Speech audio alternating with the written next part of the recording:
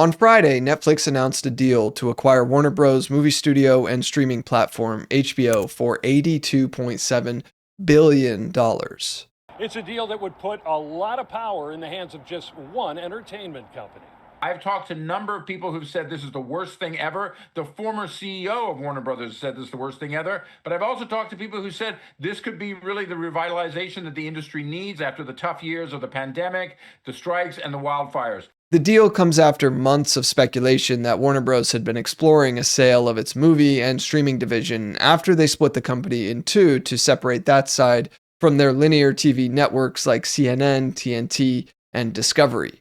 Now, for a while, it seemed that Paramount was going to be the frontrunner to buy WB, but that clearly didn't happen. And even though this Netflix deal was just announced, I'm very skeptical it will actually go through. So let's get into why it might fall apart and what will happen to the future of these companies if it doesn't. As soon as this deal was announced, I thought this isn't a good thing, both for HBO and for Warner Brothers. And it's clear many others online shared that same sentiment. That's because even though WB has made a bunch of costly mistakes over the last several years, they still have a ton of valuable IP, things like Dune, The Batman, Harry Potter, and much more. But HBO has always been a cut above the rest in terms of quality with its television shows. Netflix isn't going to raise that bar. They will most certainly just lower it. Some real raggedy ass shit here, boy. Very sloppy.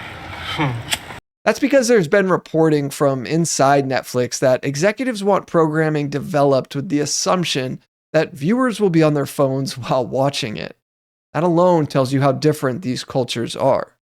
If this deal does go through, Netflix will erode what edge HBO had in terms of production quality in favor of just dumbing down the entire process. Worse writing, worse storytelling, and a shift towards content that's engineered for background noise instead of the kind of shows that HBO has been known for. But it's not just that, because a bigger company like Netflix buying up a competitor like WB will undoubtedly lead to a worse experience for consumers. Why? Well, Netflix has already been very aggressive with their price hikes over the last several years, on top of their relentless crackdown on password sharing, something they said they would never do, by the way. Now, I know HBO recently cracked down on password sharing too, but if this deal goes through, you can expect to be paying at least double for your Netflix subscription in just a short while. This is why government agencies like the Federal Trade Commission exist and are vital to keep corporate power in check. Because, make no mistake, big corporations will do everything they can to milk consumers dry while giving them the absolute bare minimum in return, especially if there isn't any real competition in the segment. Now, I covered Warner Bros. Struggles a few months ago, but if you didn't see that video, the short version is this. The company has already been gutted by years of corporate greed and short-term decision-making. As a result, it's been saddled with a ton of debt. So even though they haven't exactly been making brilliant moves lately, getting absorbed by Netflix wouldn't fix any of that. It would just make it significantly worse. But here's the other dilemma this Netflix deal faces. Paramount's new owners, Larry and David Ellison, are close buddies with Trump.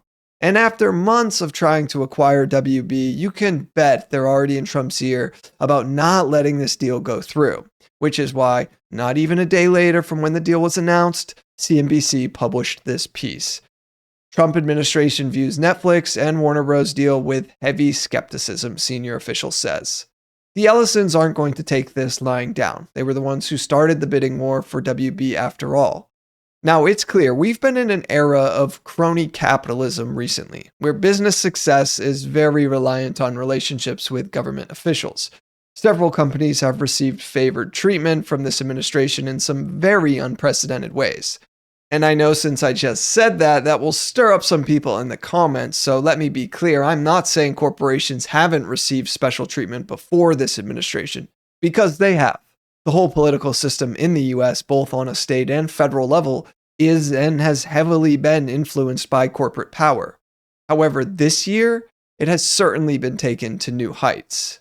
But it's not just the administration who has skepticism about this deal. The Variety has reported that anonymous A-listers are already lobbying Congress about the deal, warning them that it could, quote, hold a noose around the theatrical marketplace.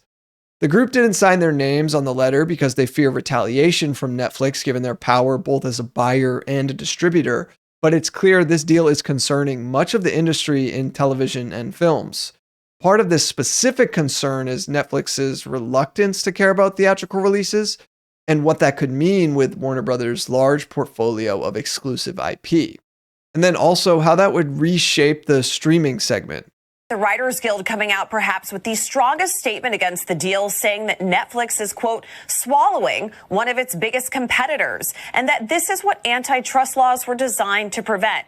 SAG, the guild that represents actors in Hollywood, saying that this all raises many serious questions on the impact on the livelihoods and careers that depend on it. The bottom line, it's clear that many in Hollywood are worried that this means with less competition, fewer jobs, lower wages, and for viewers at home, it could mean less choice and higher prices. Willie?